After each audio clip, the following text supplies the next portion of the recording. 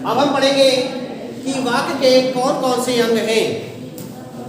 वाक्य के मुख्य रूप से दो अंग होते हैं। नंबर 1 उद्देश्य, नंबर 2 विधेय। इसे हम पढ़ेंगे। सबसे पहले हम लिखेंगे वाक्य के अंग। वाक्य के मुख्य रूप से दो अंग होते हैं। नंबर 1 उद्देश्य,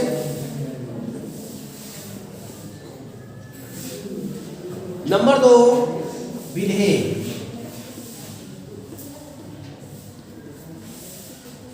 इस तरह से वाक्य के दो अंग होते हैं। नंबर 1 उद्देश्य, नंबर 2 विधेय। उद्देश्य वाक्य में कर्ता या जिसके विषय में कुछ कहा जाता है उसे ही उद्देश्य कहते हैं। यदि वाक्य में हम कर्ता या जिसके विषय में जो कह रहे हैं तो उसे ही उद्देश्य उसे ही उद्देश्य कहते हैं। वाक्य में कर्ता या जिसके विषय में कुछ कहा जाता है, उद्देश्य की परिभाषा होगी कि वाक्य में कर्ता या जिसके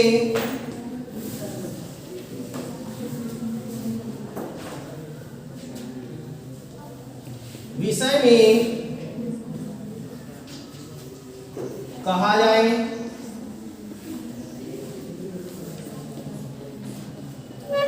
उसे ही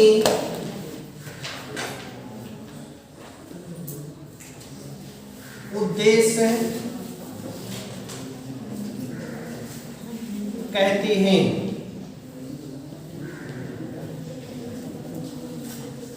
उसे ही उद्देश्य कहते हैं। जैसे इसे हम उदाहरण के माध्यम से समझेंगे।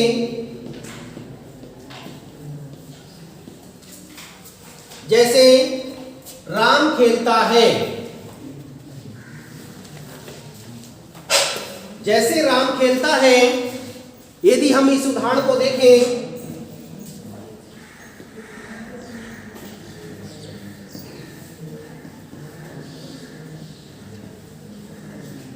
यदि हम इस उदाहरण को देखते हैं तो राम खेलता है ये पूरा वाक्य है। खेलने का कार्य कौन कर रहा है? राम कर रहा है। इसलिए राम क्या कहलाएगा? उद्देश्य कहलाएगा। राम ही उद्देश्य कहलाएगा क्योंकि खेलने का कार्य राम कर रहा है। राम के विषय में कहा जा रहा है तो जिसके विषय में कहा जाए वही उद्देश्य कहलाता है। अभी हमने आपको उद्देश्य के विषय में पढ़ाया कि उद्देश्य किसे कहते हैं। वाक्य में कर्ता या जिसके विषय में कहा जाए उसे ही उद्देश्य कहते हैं। जिसके विषय में कुछ कहा जाता है उसी को उद्देश्य कहते हैं। इसे हमने उदाहरण के माध्यम से समझाया। जैसे राम खेलता है, यहाँ पर खेलने का कार्य राम कर रहा है, इसलिए राम ही हमारा उद्देश्य होगा। अब हम पढ़ेंगे कि विधेय किसे कहते हैं।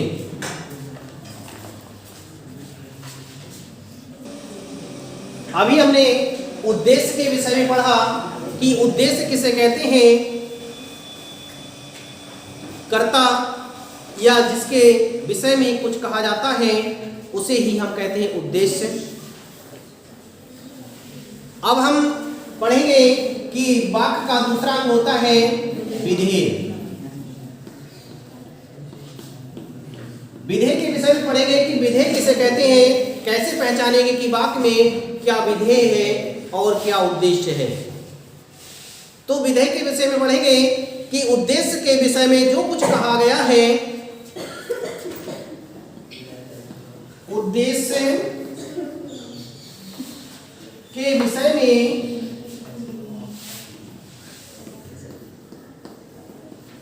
जो कुछ कहा गया है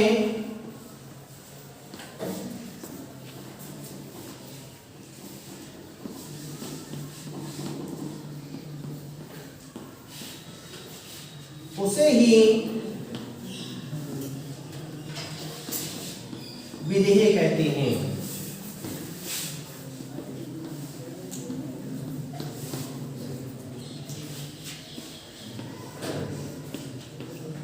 उसे ही विधेय कहेंगे।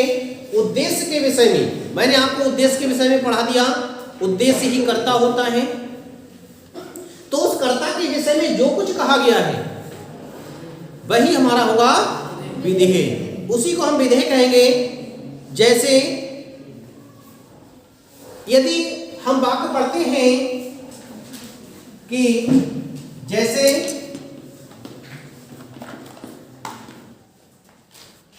राम खेलता है, राम खेलता है, ये हमने वाक्य पढ़ा। इस वाक्य में राम क्या हो गया? उद्देश्य हो गया।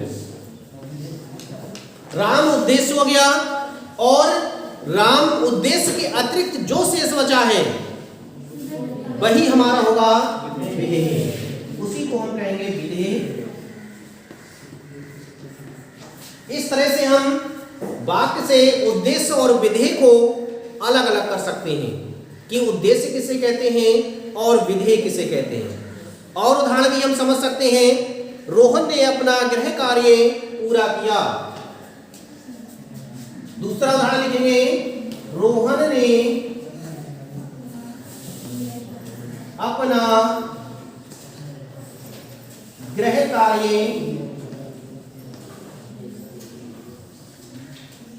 पूरा किया।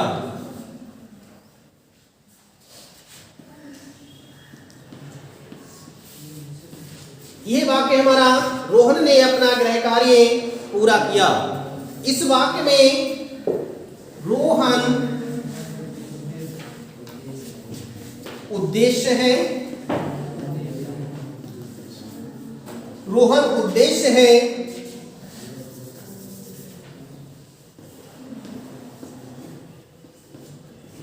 रोहन उद्देश्य होगा और इसके अतिरिक्त जो शेष बचा है ये सब हमारा होगा विधेय। इस तरह से मैंने आपको उदाहरण के माध्यम से समझाया कि उद्देश्य क्या होता है और विधेय क्या होता है। उद्देश्य कर्ता होता है और कर्ता के विषय में जो कुछ कहा जा रहा है वो सब होगा हमारा विधेय। इस तरह से हमने वाक्य के अंगों को पढ़ा। अब हम पढ़ेंगे कि वाक्य के कौन कौन से भेद होते हैं। वाक्यों के भेद को पढ़ेंगे कि वाक्य के कौन कौन से भेद होते हैं। इसे आप अपनी कॉपी में नोट कर लें।